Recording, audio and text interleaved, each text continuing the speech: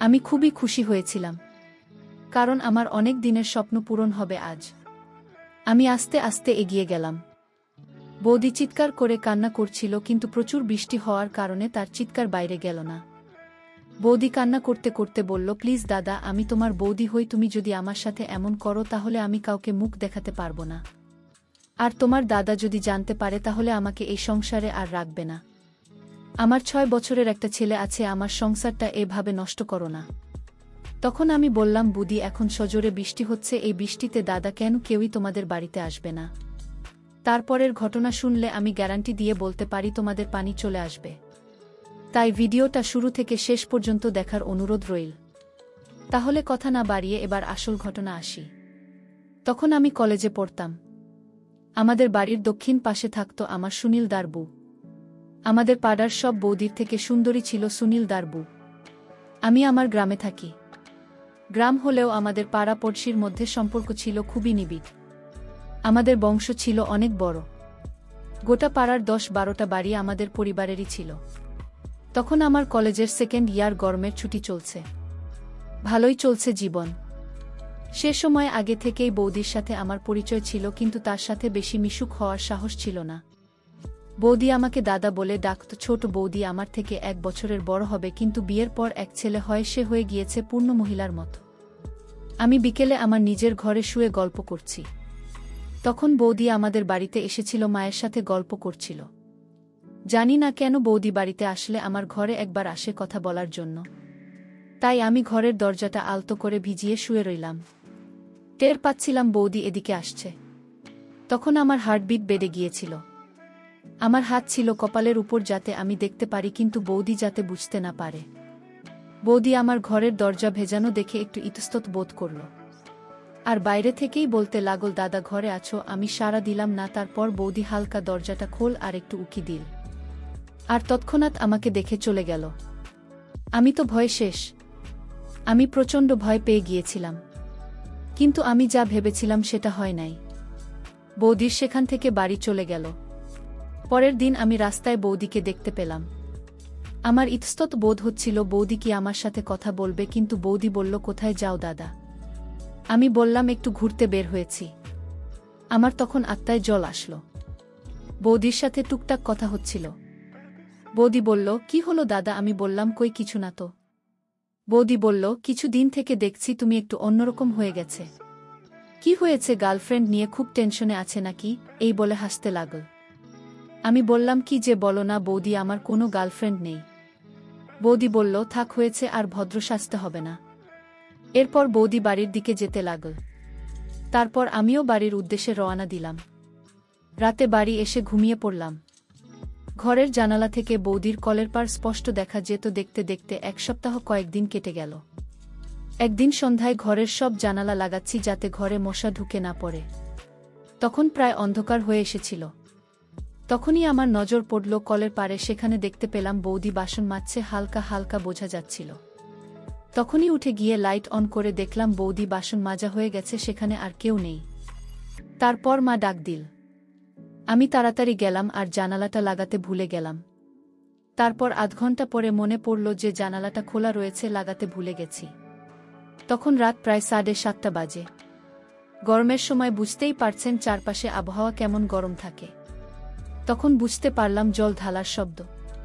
তখন আমি ততটা গুরুত্ব দেইনি। আমি জানালাটা লাগাতে চলে গেলাম জানালা লাগাবে। এমন সময় হঠাৎ আমার চোখ পড়ল দাদাদের কলের পাড়ে। চারপাশ অন্ধকার, শুধু কলের পাড়ে একটা লাইট জ্বলছে। সেই লাইটের আলোয় দূর থেকে আছে বোঝা যাচ্ছে সেখানে 2 জন মানুষ। আমি জড় পদার্থের মতো দাঁড়িয়ে রইলাম। তার মিনিট 2 পর আমি বাস্তবে ফিরলাম। তখন আমার বুকের হৃৎপিণ্ড খুলে চলে আসবে এমন অবস্থা। আমি জানালাটা লাগালাম এবং বাড়ি থেকে বেরিয়ে আসছিলাম। তখন মা জিজ্ঞাসা করল, এত রাতে কোথায় যাচ্ছিস? আমি বললাম, ঘরে নেটওয়ার্ক পাচ্ছে না, একটু রাস্তায় যাচ্ছি, দরকার আছে। এই বলে আমি বাড়ি থেকে বেরিয়ে আসলাম।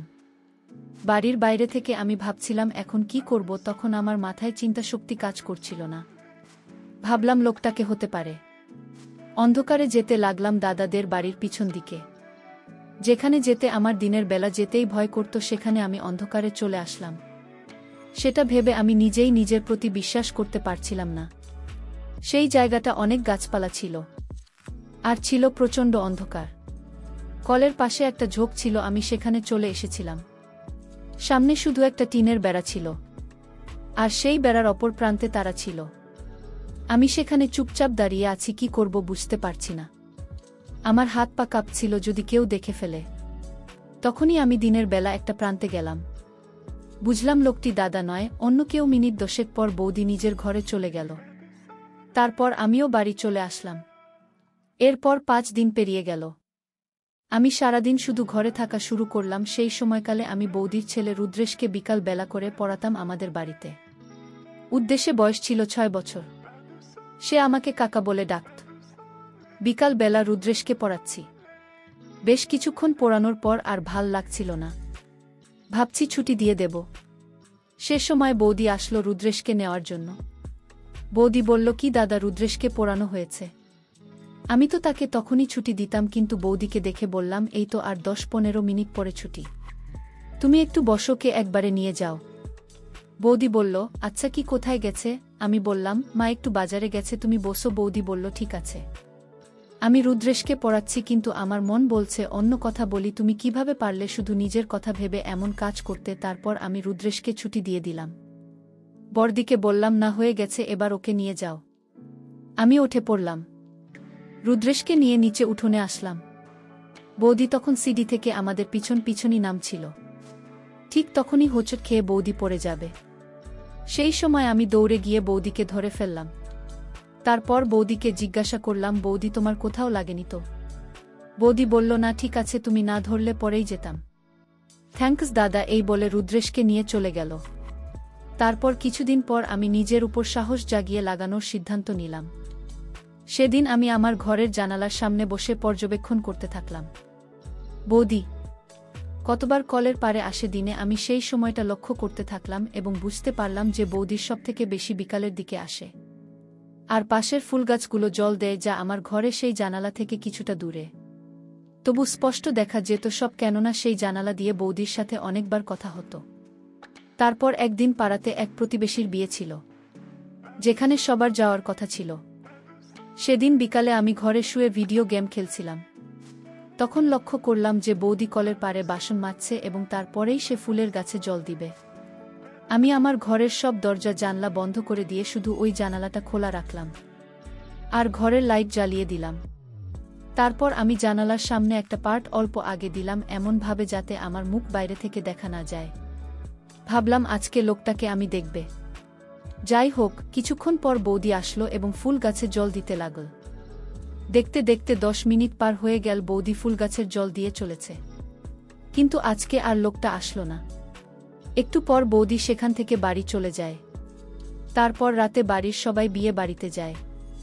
সেখানে কিছুক্ষণ পরে দাদা বৌদিরাও যায়। বৌদির সেই সময় অনেক সেজেগুজে এসেছিল, কি সুন্দর লাগছিল দেখতে।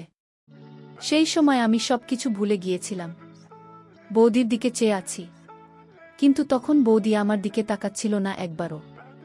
কেন জানি না, মনে হয় বৌদি আমাকে কি মনে করছিল। তারপর খাওয়া দাওয়া করলাম সবাই। তারপর একটু বসলাম। বিয়ে বাড়িতে বৌদি আমার পাশে বসেছিল, তারপর দাদা।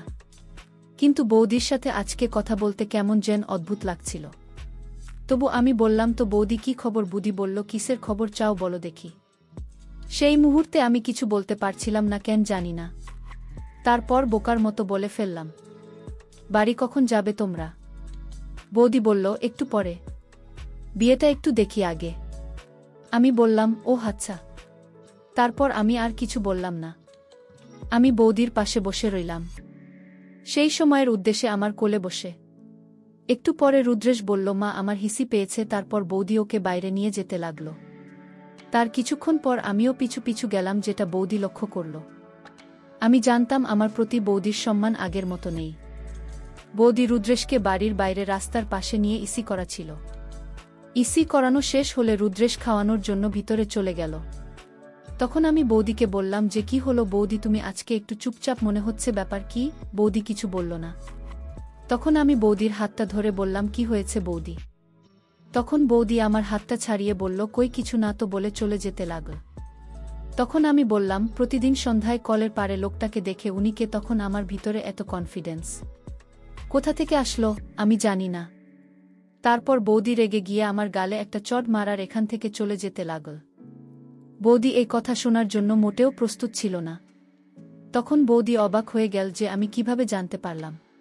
ঠিক তখনই রুদ্রেশ এসে পড়ল। এরপর রুদ্রের সাথে বৌদি চলে গেল। বৌদি তখন ভিতরে চলে গেল, একটু পরে আমিও গেলাম। আমি বৌদির দিকে তাকিয়েছিলাম কিন্তু বৌদি আমার দিকে তাকাচ্ছিল না। আমি একটু ভয়ও পাচ্ছিলাম। বৌদি যদি মাকে বলে দেয় তাহলে তো আমি শেষ। তারপর আমি বাড়ি চলে আসলাম। পরের দিন বৌদি ফুল গাছে জল দিতে আসে না। তারপর কিছুদিন ধরে আসলো না। আমি চিন্তায় পড়ে গেলাম যে আমি কি কথাটা বলে ভুল করলাম। তার পরের দিন বৌদি আমাদের বাড়ি আসতো আর সোজা মায়ের কাছে চলে গেল। আমি তো ভয়ে কাঠ হয়ে গেলাম। আজ আমি শেষ, এবার বুঝি সব বলে দেবে মাকে। এখন আমি কি করি? তাই আমি তারা কি কথা বলছি শুনতে লাগলাম চুপি চুপি। তখন বৌদি আর আমার মায়ের মধ্যে স্বাভাবিক কথাবার্তা হচ্ছিল। আমি একটু নিশ্চিন্ত হলাম। তারপর বৌদি বলতে লাগল যে রুদ্রের বাবা তো আজকে বাড়ি থাকবে না, তুমি সন্ধ্যার পর আমার বাড়িতে পৌঁছে দিও। কি পাঠানোর কথা বলছিল আমি জানি না। তারপর ওখান থেকে আমি রুমে চলে আসি। কিন্তু আজকে বৌদি আমার রুমে আসলো না, যার ফলে আমি আরও চিন্তায় পড়ে গেলাম। তারপর সন্ধ্যায় আমি বাড়ির পাশে রহিল ডাঙ্গা গেলাম আড্ডা দেওয়ার জন্য। তার একটু পরেই মায়ের ফোন আসলো বাড়ি যাওয়ার জন্য।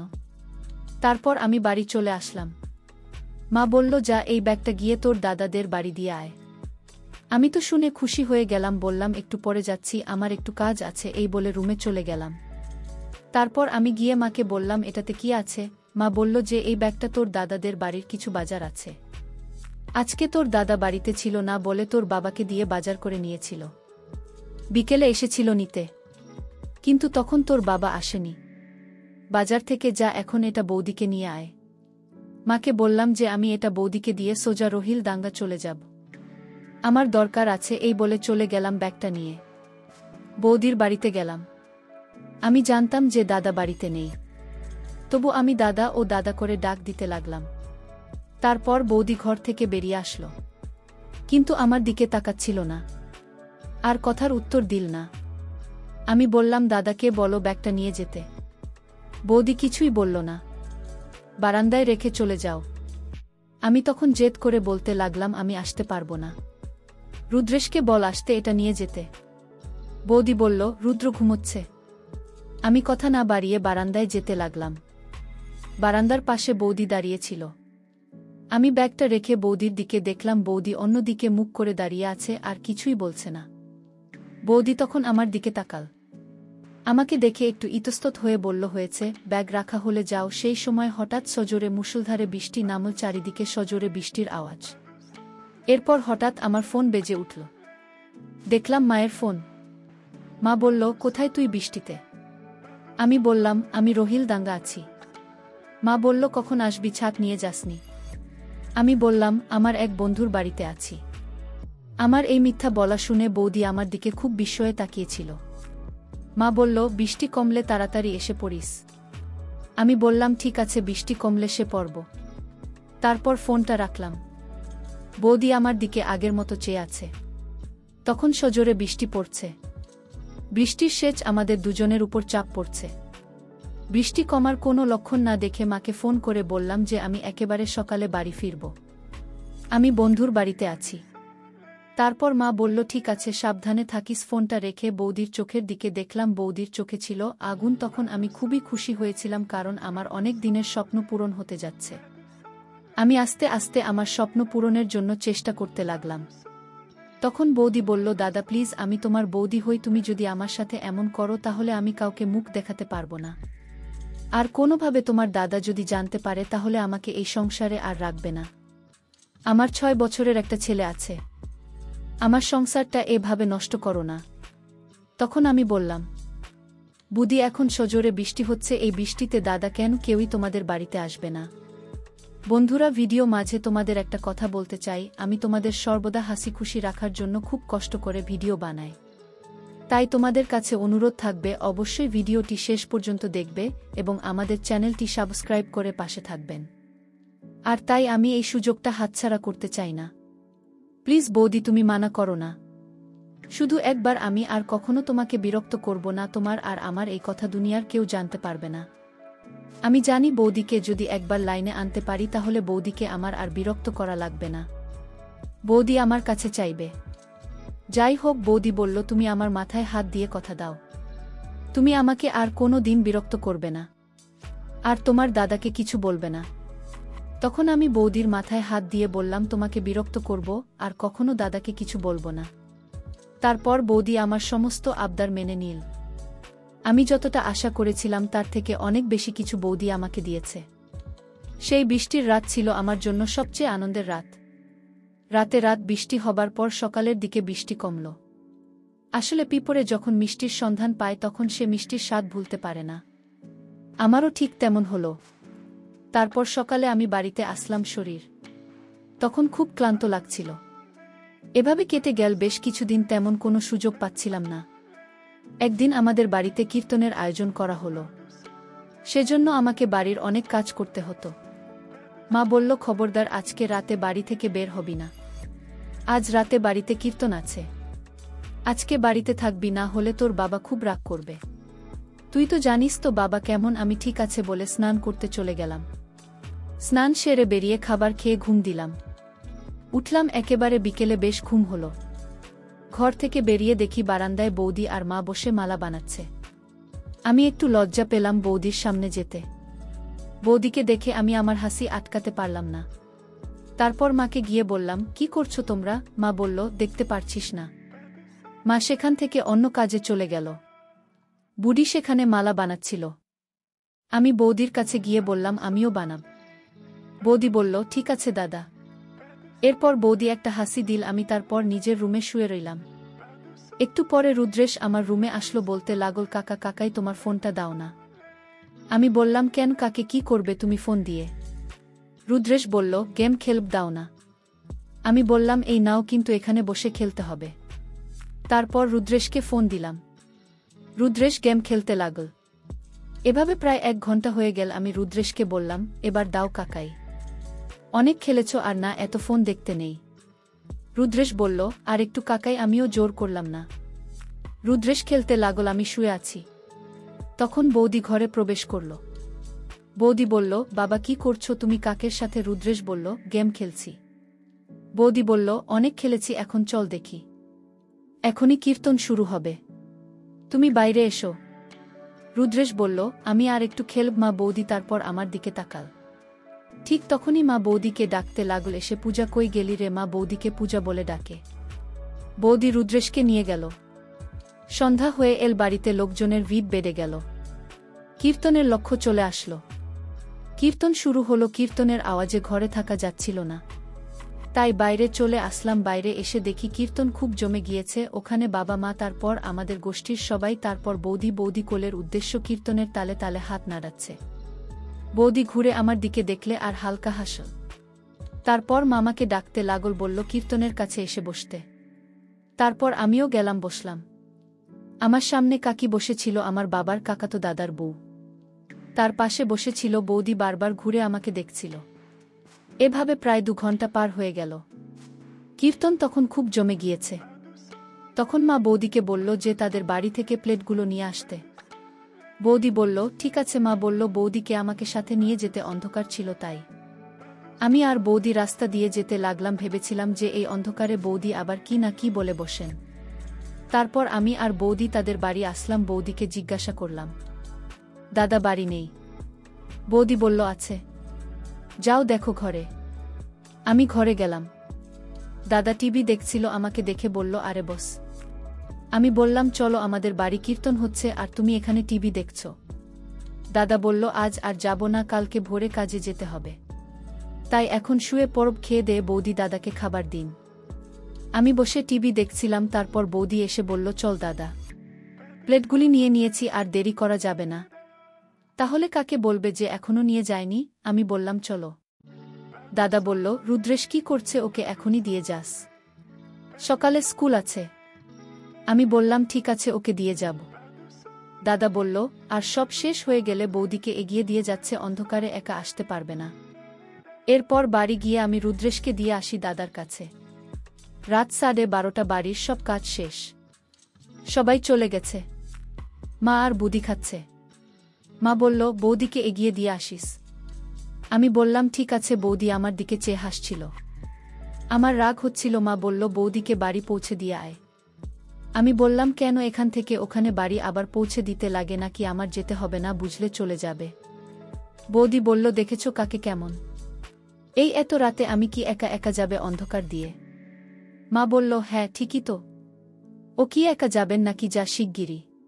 আমি বললাম, আমার ঘুম পাচ্ছে, আমি যেতে পারবো না। বৌদি অবাক হয়ে তাকিয়ে আছে আমার দিকে।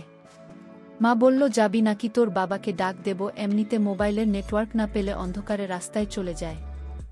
আর এখন দেখো তার নাকি ঘুম পেয়েছে। তুই কি রাতে 2টার আগে ঘুমাস? সারা রাত মোবাইল চালাস? আমি বললাম, ঠিক আছে যাচ্ছি। এত গভীরে যাওয়ার কি আছে? বৌদি বলল, চলো তাড়াতাড়ি, আমার দেরি হচ্ছে। এক টর্চ নিয়ে আমি আর বৌদি বেরিয়ে পড়লাম। বৌদি বারবার আমার দিকে দেখছে। তারপর হঠাৎ বৌদি বলল, চলো তাড়াতাড়ি বাড়ি, আমার দেরি হচ্ছে, তোমার দাদা অপেক্ষা করছে। আমি বললাম, কেন? আজকে কি কোনো প্ল্যান আছে নাকি? তারপর আমি কিছু বললাম না। তখন বাজে রাত 1:30। আমি আর বুদি ছিলাম মেন রোডের পাশে, কাঁচা রাস্তা। তারপর বরদিকে রেখে বাড়ি চলে আসলাম। বাড়িতে এসে ঘুমিয়ে পড়লাম। সকাল 10টায় ঘুম ভাঙল, দেখলাম বাড়িতে কেউ নেই। আজ শরীরটা খুব ক্লান্ত লাগছিল। বুঝতে পারলাম যে মা বাবা সবাই হয়তো মাঠে গেছে। সেই সময় মাঠে অনেক কাজ থাকত। আমাদের জমিজমা ভালোই ছিল। কাজের লোক দিয়ে কাজ করাতো বাবা, সব দেখাশোনা করত। উঠে ফ্রেশ হয়ে পড়লাম। তখনই মাসল। মা বলল, কখনো উঠল? আমি বললাম, এইমাত্র। তোমরা কোথায় ছিলে? মা বলল, মাঠে গিয়েছিলাম। নেবস্কিনে আজকে আমাদের পিসির মেয়ের বিয়ে ছিল, তাই মাকে বললাম, বিয়েতে কে কে যাবে? মা বলল, কে কে মানে? সবাই যাব, তুই যাবি? আমি বললাম, আমি যাব না, আমার কোচিং আছে। মা বলল, একদিন কোচিংয়ে না গেলে মহাভারত অশুদ্ধ হবে না। আমি বললাম, অনেক ইম্পর্ট্যান্ট ক্লাস আছে, যা হবে না। মা বলল, তোকে যেতেই হবে, একা একা বাড়িতে থাকবি নাকি? আমি বললাম, ধুর, ভালো লাগে না। তারপর আমি বাড়ি থেকে বেরিয়ে আসে মাঠে চলে গেলাম। মাঠে গিয়ে দেখি বাবা কাজের লোকদের কি যেন বলছে। আমি বাবার কাছে গেলাম। বাবা বলল, আজকে কোচিং নাই। আমি বললাম, আজকে বিকেলে পিসির বাড়ি থেকে যাবে। বাবা বলল, যেতে তো সবাইকেই হয়, কিন্তু মাঠে তো অনেক কাজ, কি যে করি? আমি বললাম, আমার কোচিং আছে, আমার যাওয়া হবে না। তারপর আমি মাঠে হাঁটতে থাকি। তখন হঠাৎ দেখতে পাই বৌদিকে। বৌদি আর দাদা মাঠে হাঁটছে। তারপর আমিও চাই তাদের কাছে। দাদা বলল, কি রে, কি খবর? আমি বললাম, এই তো মাঠে এসেছিলাম ঘুরতে। বৌদি আমার দিকে দেখছিল না। বৌদি হয়তো রাগ করছে আমার উপর। আমি বললাম, তোমরা বিয়েতে যাবে না? দাদা বলল, যেতে তো হয়, কিন্তু আমাদের সবার যা হবে না, কারো না কারো বাড়ি থাকতে হবে। আমি বললাম, ও আচ্ছা। তারপর বাবা ডাক দিয়ে বলল, আমি বাড়ি যাচ্ছি, তুই একটু এদিকে খেয়াল রাখিস। আমি বাড়ি থেকে খেয়ে আসছি। আমি বললাম, ঠিক আছে। দাদা বলল, আমিও বাড়িতে যাই, কাজে যেতে হবে, স্নানটা সেরে ফেলি। বৌদি বলল, যাও, আমি মাঠে থেকে কিছু শাক নিয়ে নেই। তারপর আমি মাঠে কাজের লোকের কাছে যাই, আর দাদা বাড়ি চলে যায়। আমি দূর থেকে দেখছি যে বৌদি ভুট্টা ক্ষেতের কাছে শাক তুলছে। তখনই আমার মাথায় একটা বুদ্ধি আসছে। কাজের লোকেদের বললাম যে, তোমরা কাজ করো, আর আমি দিক থেকে একটু আসছি। কাজের লোক বলল, ঠিক আছে। আমি বৌদির দিকে সরাসরি গেলাম না। আমি খানিকটা ঘুরে গেলাম, কারণ মাঠে অনেক লোক ছিল যে যার কাজ করতে ব্যস্ত। আমি ভুট্টা ক্ষেতের কাছে যাই। তারপর কি হয়েছিল সেটা বলবো গল্পের পরের অংশে। গল্পটি শেষ অংশ দেখার জন্য তোমরা যারা চ্যানেলের নতুন দর্শক, তারা চ্যানেলটি সাবস্ক্রাইব করে সাথে থাকবেন। বন্ধুরা, তোমাদের একটা কথা বলতে চাই, আমি তোমাদের সর্বদা হাসি খুশি রাখার জন্য খুব কষ্ট করে ভিডিও বানাই। তাই তোমাদের কাছে অনুরোধ থাকবে, অবশ্যই ভিডিওটি দেখে একটি লাইক করবেন এবং আমাদের চ্যানেলটি সাবস্ক্রাইব করে পাশে থাকবেন।